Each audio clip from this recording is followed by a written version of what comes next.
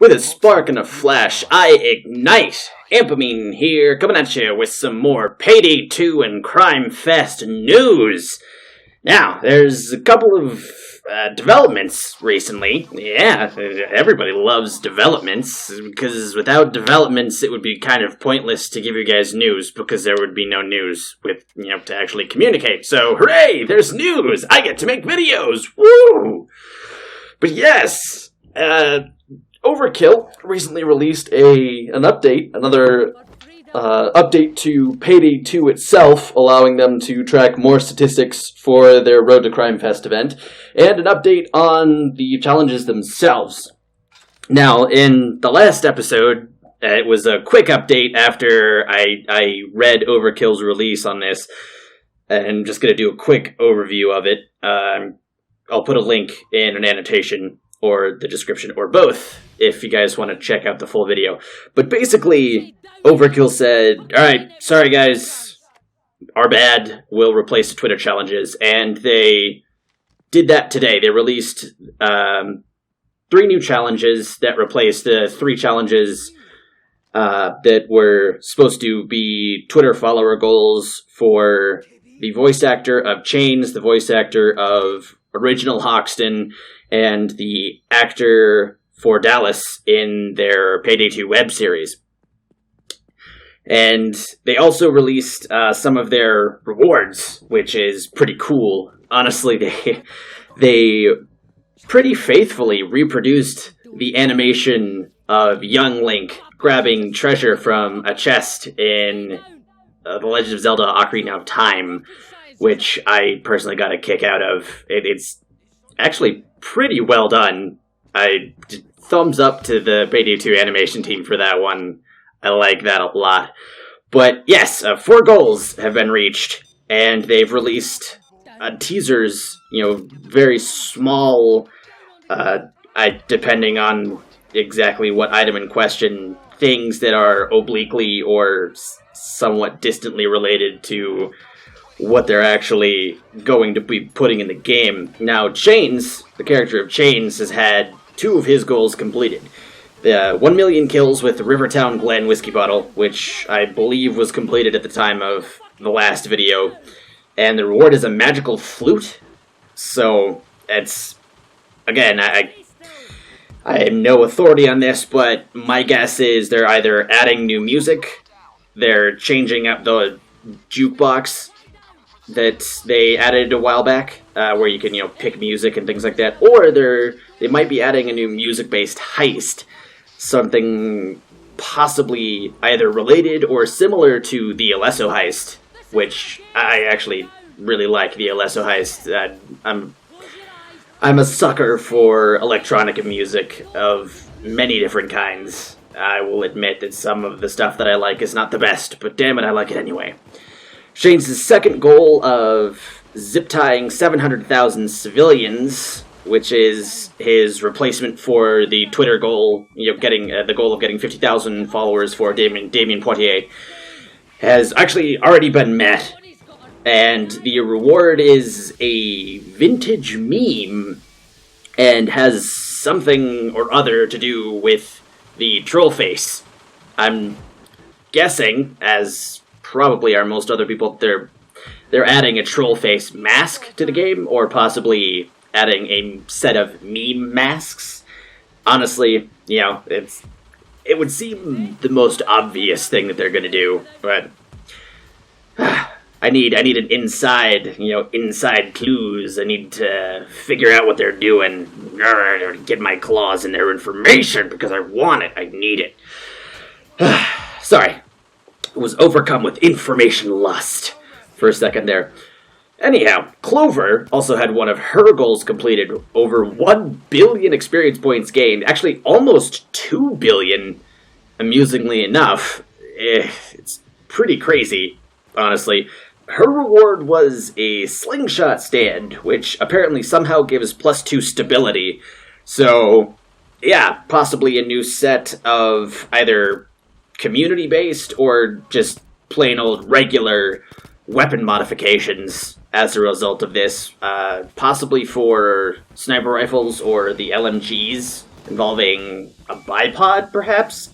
Honestly, that would seem the most logical assumption to me. I mean, it's almost guaranteed to be a weapon mod of some sort.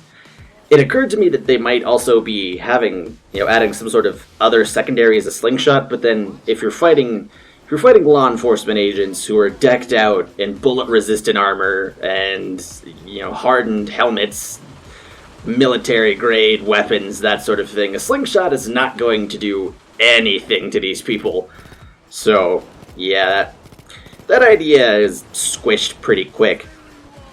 And one of Houston's goals, kill 15 million enemies, was met. And the reward is a strange alien egg, which bears an uncanny resemblance to the xenomorph eggs from the Alien series. Yeah. Honestly, I've got no clue. My best guess for this one is that it might be some sort of new grenade where you take the alien egg, chuck it at a bunch of law enforcers, the egg hatches, a facehugger comes out, chest bursts one of them, a xenomorph comes out and just eviscerates all of the people you don't like. But that one, yeah, I absolutely no freaking idea what that's going to be. I think it's going to be really, really interesting to try and trace the genealogy of these things, so to speak. Figure out exactly how they're related to the stuff that's going to be released in CRIMEFEST, and seeing, which challenge spawned which items. I'm honestly kind of hyped for that. Just, connecting the dots, figuring out what was what. But that's 4 out of 8 of the goals they've released that have been completed so far. That's not bad progress, not for 3 days. It's for 3 days getting almost 2 billion experience points. Pretty damn great. That's Payday 2 community, man. You guys know how to farm. And amusingly enough, Shane's replacement challenge for his Twitter goals for the zip ties already met. Even though apparently the percentage goals for their Twitter followers were fairly low, given, what I'm looking at the statistics, it doesn't seem to be quite high, especially with some of these, so that's, the unpopularity of their decision to do that is pretty evident. But Houston's Twitter challenge, the one for following Pete Gold, old Hoxton's voice actor, is, been replaced with completing the Hoxton Breakout mission 120,000 times, and Dallas's Twitter challenge, the one for following the regular actor in the Payday 2 web series. And this is absolutely super duper unprofessional because I completely forgot his name and I did not write it down in my notes. Go me. Yeah, I gotta pull up my other notes and look at those. Eric Edibari. Now, the replacement for following him, getting him 50,000 Twitter followers, is to kill 70,000 bulldozers with an SMG. And that's one of the ones that I actually like, because it's pretty rare to see people, trying to bear down on a bulldozer with an SMG. It's not something you usually do. It's out of the ordinary, and it's challenging. Hence the name Challenge. So, yeah, I like that. It's switching things up, keeping things fresh, keeping things interesting. As I said before, that's where a lot of the fun in games comes from, the sheer variety of things that you can find in them. And this is probably one of the few that I would say switches up game the way that people are going to play in any significant way. The only other one I would really say is making any sort of made any sort of dent was the Rivertown Glen bludgeoning spree, which kind of sucked because I don't know about anybody else, but I was not a fan of the Rivertown Glen bottle. I just absolutely hated using it. I wanted to try and contribute to the event, but using the bottle is just such a chore, and grr. Whereas using an SMG, not really that big of a sacrifice. You know, any build can put an SMG in their secondary slot and come out on top with it, you know, succeed very easily with it. So that one I'm pretty happy with. And that's it for the news for today. It's October 1st. We're 3 days into the road to CRIMEFEST. Again, 4 out of 8 challenges completed. Pretty good progress. I believe new challenges should be released tomorrow, bringing the total up to 12 total challenges. And there will undoubtedly be some sort of update, and we'll see if any of the other challenges have been completed tomorrow. That's a good place to end this news episode, I think. Thank you all very much for watching. As always, I appreciate it. This has been me, Ampamine, coming at you with some more Payday 2 and Road to CRIMEFEST. And I will catch all of you on the flip side.